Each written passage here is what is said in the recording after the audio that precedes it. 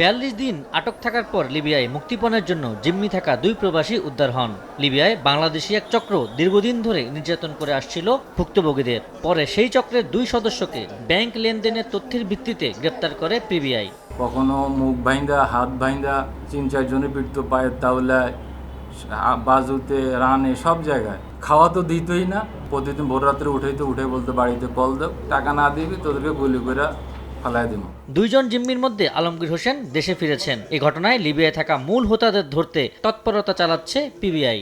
অনলাইনে লাইভে রেখে ইমোতে শারীরিক টর্চার করে। প্রত্যেকের পরিবারের কাছে 22 লক্ষ করে টাকা তারা মুক্তিপণ চায়। ওখানকার স্থানীয় মিলিশিয়াদের মাধ্যমে জিম্মি করে নিয়ে যাওয়া হয় এবং এই মিলিশিয়ারা এবং বাংলাদেশি যে চক্রটা এরা পরস্পর যোগ সাজসের মাধ্যমে কাজ করে।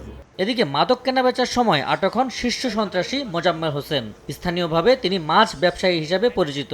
রাজধানীর বাড্ডায় মোজাম্মেল সহ তার সহযোগী ইব্রাহিম খলিল বাবুকে গ্রেপ্তার করে র্যাব 1। মোজাম্মেলের বিরুদ্ধে অস্ত্র ও হত্যা মামলা রয়েছে বলে জানায় র্যাব। অস্ত্র দেখিয়ে তারা চাঁদাবাজি করতো এবং অস্ত্র ভাড়া দিয়ে আরেকজনকে থার্ড পার্টিকে অ্যাসিস্ট করতো বিভিন্ন ধরনের অপরাধমূলক কার্য সংগঠনের জন্য। আটককৃত যে মোজাম্মেল তার বিরুদ্ধে অস্ত্র মামলা এবং হত্যা মামলা দুইটাই রয়েছে। গ্রেপ্তারকৃত আসামিদের বিরুদ্ধে আইনি ব্যবস্থা প্রক্রিয়াধীন সহ অন্যান্য সহযোগীদের ধরতে অভিযান অব্যাহত রয়েছে বলে জানায় র্যাব। তাদের সহযোগীদেরকে আমরা আইনের আওতায় আনার জন্য আমাদের অভিযান অব্যাহত থাকবে। আবু সাইদ নিশান, সময় সংবাদ, ঢাকা।